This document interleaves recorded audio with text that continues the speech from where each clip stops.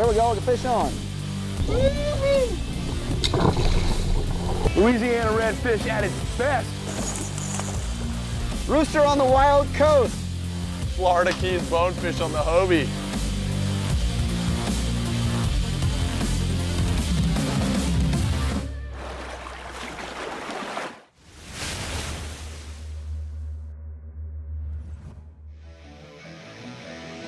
Hobie Outdoor Adventures proudly presents the Hobie Fishing Worlds 6, presented by Rhino Rack.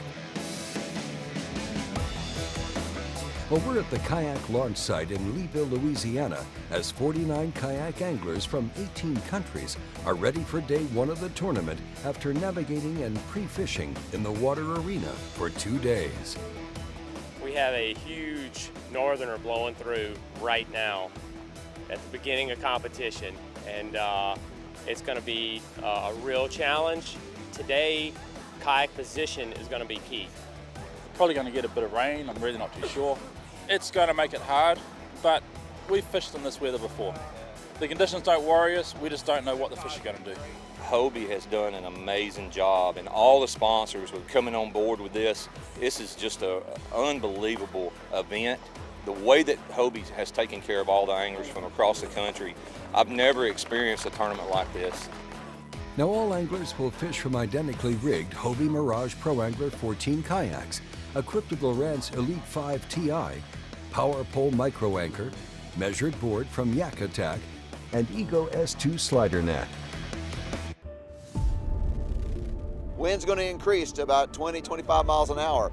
It never fails at the Hobie Fishing Worlds. We have that one inclement day. It's going to be tough out there. Anglers are prepped. We've provided them with all the safety tools they can have. We've got them out on the water. All of them have PFDs ready to roll, and now they're going fishing. The majority of the field head north against the wind and ripping current. A smart move, making for an easier return trip.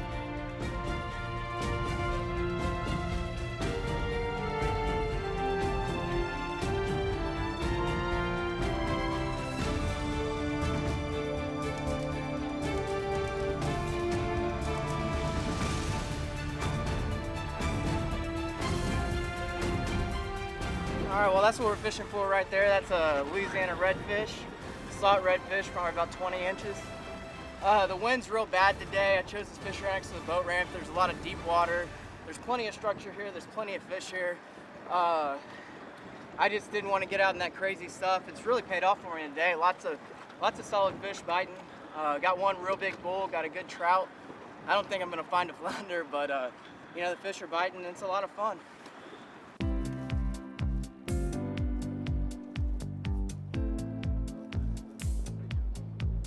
So we're out here fishing in these heavy windy conditions today, blowing about 20 to 22 mile an hour.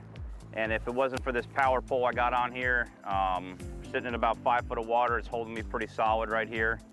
It is definitely the tool you're gonna need to compete in level of tournaments like this, especially on windy days. Wind right now, they predicted it was going to come through about 12:30 to 1:30, and I think it's just picked up and making things a little interesting, casting white lures. The Hobie today has been awesome. I've taken maybe 2 waves over it, and when I hooked the 2 bigger redfish and they were starting to take line behind me, all I did was click the new 180 drive and just pedaled backwards and got my line back out in front of me. Awesome. Great to be back home in Australia, fishing a lot of structure, and I'm sure the Americans would love it over here as well. This weather was a little bit more difficult than this landing can handle, getting around the corner. So what the staff here has done is they've accommodated some of the anglers and allowed them to beach on the other side of this little landmass, and they're pulling them up. So they're accommodating the anglers, helping them get back safe. Having a great time, but the weather today wasn't so friendly and made it quite tough for me today. So I managed one speck just over 12 inches, so at least I get something to the weighmaster. Well, tomorrow I hope it gets better. It can be a little bit better, so you can go back to the water and have some more fun. At the close of the day one, Matthew Scotch from the United States is currently in the lead with a total length of 56 inches for his 38-inch redfish and 18-inch speckled trout.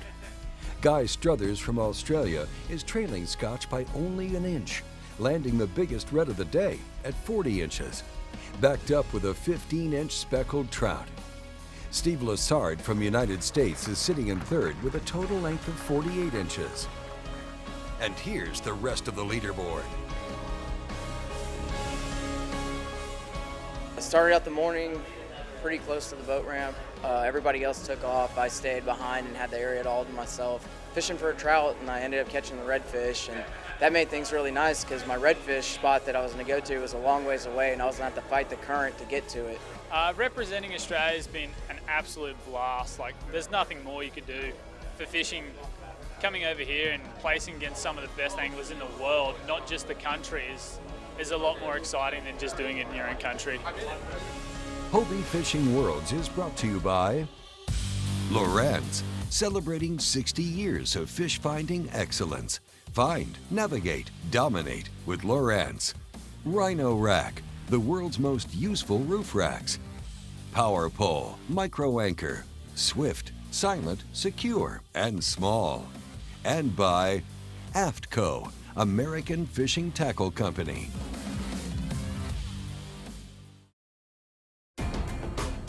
Welcome back to Hobie Outdoor Adventures and full coverage of the Hobie Fishing World 6 presented by Rhino Rack. Well, it's the second day of competition. We have some weather. Yesterday it blew, it was overcast, it was cloudy. Today the sun's come out, but it's a lot colder. With wind chills, it's in the 37-degree range. We held the anglers back a couple hours. We're doing a delayed start, mainly for safety. We'll be launching at 10 a.m. They're getting key tags right now. It's still going to be very uncomfortable. They're going to have to find some protection, get out of the wind, and also find some deeper holes to catch the fish. The wind has blown the water out of the marsh. We're a lot shallower today. We've probably lost a foot of water and overnight. And so these guys are going to have to get out and find new places to fish and find new concentrations of fish. So stay with us, and we'll see what happens at Hobie Fishing World 6. The weather's windy and cold, but it's all right. We're fishing. We're here in Louisiana. It's an awesome experience. Wouldn't trade it for anything. In my hometown, it's warmer, much warmer than here. Today, just 44 Fahrenheit. It's too cold to me. And the wind, so strong. You can see the flag, right? It's a tough day. Conditions are again windy and cold as competitors head out after a delayed start. Our 49 anglers head off to the power pole start line at 10 with the sun high in the sky. The late start is to allow for the weather front from day one to pass through, making for a little easier going on the water. The day's going really slow so far. I've yet to boat a fish. The tide's been falling, the water's dropping, the water's muddy.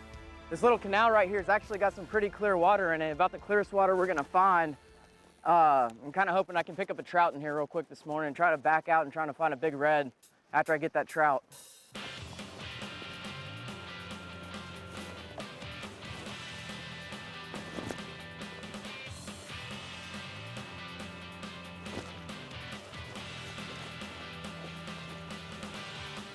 That's trout.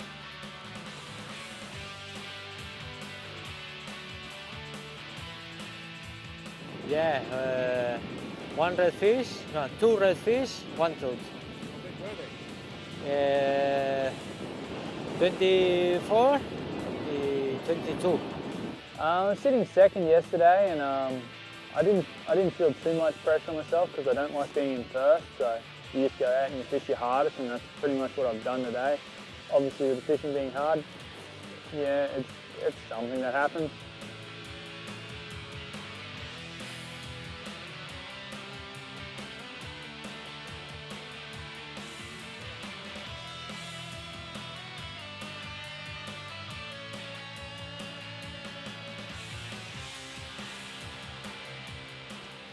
It's going to be another one that's just going to go undersized. Little red, undersized rat red. Good fun on the light gear, but Need them a little bit bigger than that. It was a good day. I have catch a big red, but the hook is open. I have lost him, and I have catch and a little trout, and that's what was a good day. I tried to grind it out, caught 2 fish that were, just a hair short to keep, and that's how it goes sometimes. I just wanted to kind of dink my way into some length today, and there was nothing that no lucky breaks, so it was tough. Congrats to anybody who caught fish today, because it was challenging. Despite the later starting time, it was a tough day on the water. The cold front and a reduced water level had resulted in a significant temperature drop in the water, reducing the willingness of our target species to feed. At the close of the shortened second session, there's been lots of movement on the leaderboard. Matthew Vann from the United States jumped from 9th to 3rd place after adding a 28-inch redfish to his tally. Richard Somerton from Australia also added a 28-inch redfish to his scorecard and climbed 3 places to finish the day sitting 2nd. And in what's looking like a repeat of Hobie Fishing Worlds 4, Steve Lassard from the United States is heading into day 3 in 1st position after adding 32 inches for a red and a speckled trout.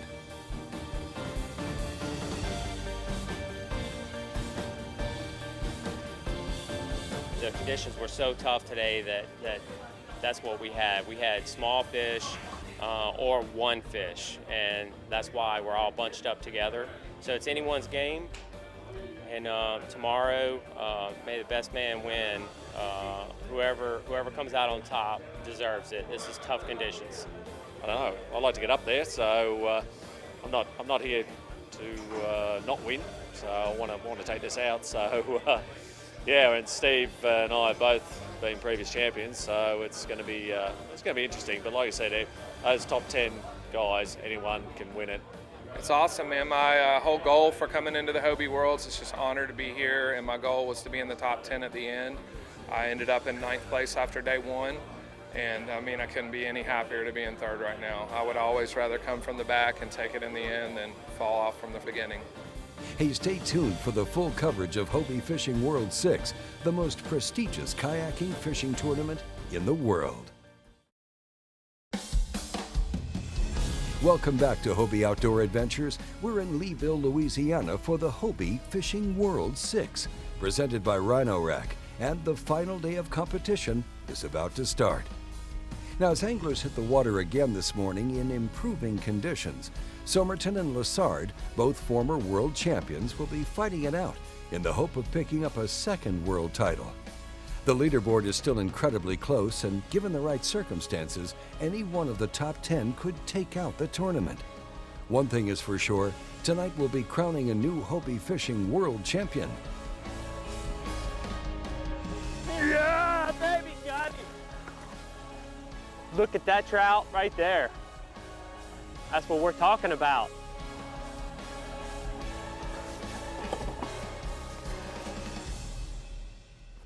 Okay.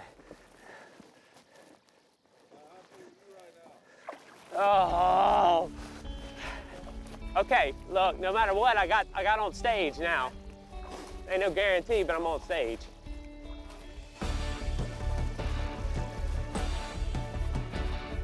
All right, will he measure? I don't know.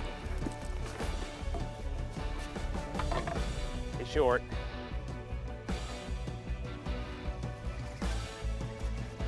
Come on, stay on. Come on. I think so. I don't know. We'll see. Short.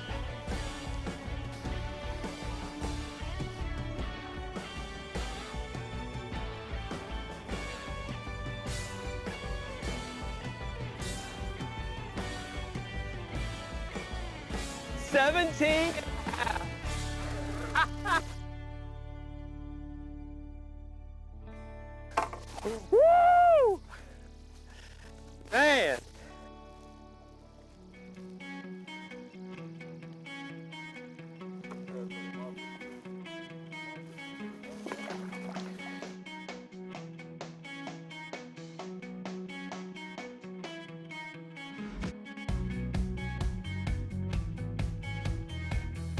I got 39 inches, so I mean, already, so they're gonna have to catch fish. Steve's got 12 inches on me though, so if he caught good fish this morning, there's no chance unless I go get a bull, so.